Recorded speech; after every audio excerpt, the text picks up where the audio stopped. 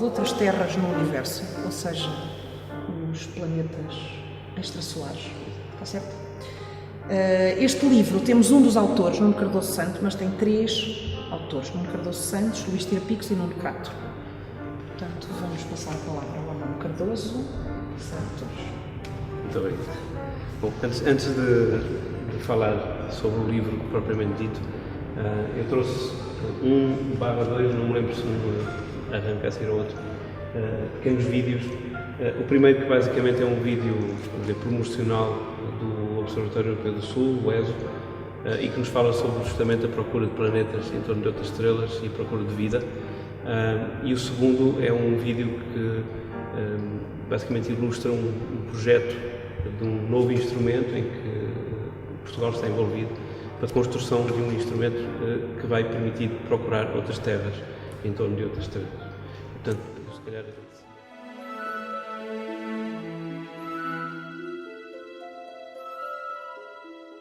Have you ever wondered about life in the universe? Inhabited planets orbiting distant stars? Well, astronomers have for centuries. After all, with so many galaxies, and each with so many stars, how could the Earth be unique?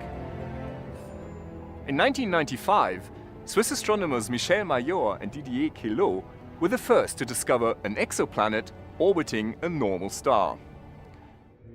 Um pequeno vídeo sobre o espectrógrafo Espresso, que aliás falou no vídeo, que é essencialmente um instrumento que vai permitir detectar planetas com massa semelhante à da Terra.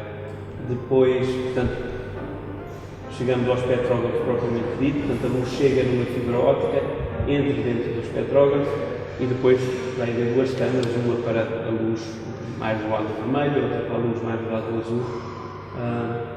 Obviamente tudo isto está assente numa série de componentes de mecânica de precisão e este espectrógrafo, este projeto eu acho que demonstra não só que existe um grande investimento nesta área de procura de planetas, como também que Portugal tem neste momento a capacidade para participar nessa corrida. Eu fui contactado lá para, não sei, por volta de 2004, pelo Luís Tirapicos e o Nuno Crato, que me desafiaram a escrever um livro sobre planetas extrasolares.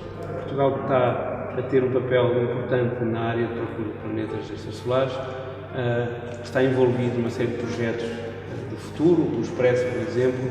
Existe também uma missão espacial que se chama Keops, que foi agora selecionada pela ESA, em que Portugal tem também uma participação importante. Estamos a desenvolver software para o satélite, portanto, uma participação significativa.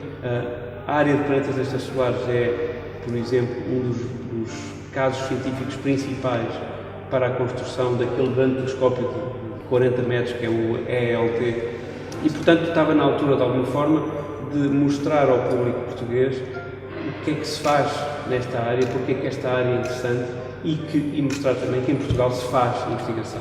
O livro, a maneira como nós o estruturamos, essencialmente tem uma primeira parte histórica.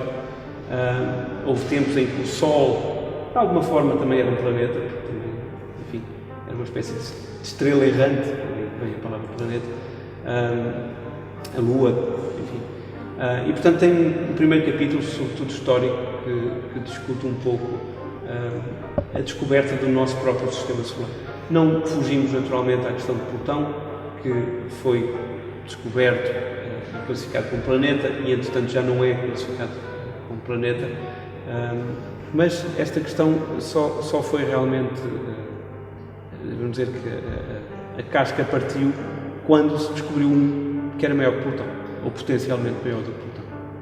E, portanto, quando isso aconteceu, os astrónomos puseram-se numa posição complicada, que é, nós temos 2 opções: ou deixamos de chamar Plutão planeta, ou daqui a uns anos vamos ter 2000 planetas no nosso sistema solar, porque cada vez descobrem mais, cada vez temos mais tecnologia para descobrir, as teorias prevêem que deve haver lá uma catrefada deles, todos eles engalfinhados uns nos outros, portanto aquilo não são objetos que dominem a sua órbita, e portanto o debate foi lançado e a comunidade, no modo geral, considerou que efetivamente nós tínhamos que reclassificar a forma como víamos Plutão.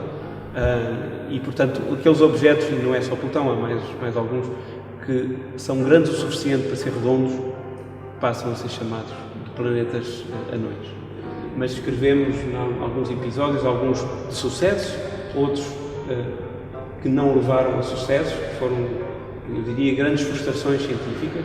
E no meio desses episódios vamos explicando as técnicas que são usadas, explicando o que é que foi observado, explicando as características dos vários planetas ou das estrelas que estavam a ser observadas. Mais para o final do livro chegamos um pouco ao estado da arte atual, à descoberta de planetas cada vez mais parecidos com a nossa Terra e com a perspectiva que isso abre para um dia detectarmos planetas com vida em torno de uma outra estrela, portanto, outras terras no universo, se quisermos. Se sabe de documentários que nos dizem que tem vindo naves alienígenas para o planeta Terra, isso é tudo ficção. Nós sabemos das leis da física que será difícil, mas as leis da física podem estar erradas, podemos admitir isso, mas não existe, essencialmente, nenhuma evidência de que alguma vez tenha aterrado aí uma nave extraterrestre. A verdade é que hoje não existe nenhuma evidência científica para isso, mas as coisas têm que ser separadas do facto de existir ou não vida noutros sítios do universo. Qual é concretamente a finalidade daqueles 4 espectros? Os 4 telescópios. Sim, exato. Pronto, basicamente, um telescópio pode ser visto como uma espécie de um balde, que em vez de recolher água, recolhe luz. Essencialmente, o telescópio é isso. E o que nós vamos fazer ali são 4 telescópios de 8 metros, cada um, portanto, são telescópios muito grandes, que permitem recolher muita luz das estrelas, mesmo quando elas são fraquinhas. Ele vai pegar na luz das estrelas, que vem dos 4 telescópios da mesma estrela, e vai combiná-la e fazer um espectro dessa luz. Um dos objetivos principais é detectar planetas por uma técnica que se chama a técnica das velocidades radiais. E essa técnica baseia-se num princípio físico que é o seguinte: quando nós temos 2 corpos que têm massa, nós sabemos que ambos se atraem um ao outro. Isso significa que se uma estrela tiver um planeta ou um outro corpo à volta, ela vai se mexer no céu. E umas vezes aproxima-se de nós, outras vezes afasta-se de nós. Portanto, faz este movimento periódico. Detectamos analisando um espectro tem que ser um espectro muito alta qualidade, muito preciso, daí que precisamos ter aquela temperatura toda controlada, aqueles detalhes todos. Nós sabemos que quando um objeto se afasta fica mais vermelho, quando se aproxima fica mais azul. E, portanto, medimos essa variação da cor, vamos dizer assim de uma forma simples. E qual é que é a produção portuguesa? Portanto, Portugal está a fazer todo o desenho, a concepção e depois a construção daquela componente que são prismas, lentes, mecânica, portanto é todo um conjunto de lentes, prismas e lentes. Há vida em condições absolutamente extremas na Terra e, portanto, acreditamos, enfim, cientificamente. Pensa-se que a vida é algo que provavelmente aparece facilmente. Não estamos a falar de vida inteligente, estamos a falar de vida microbiana. Agora, não existe nenhuma evidência. Portanto, Marte como sabemos, neste momento é um planeta essencialmente seco.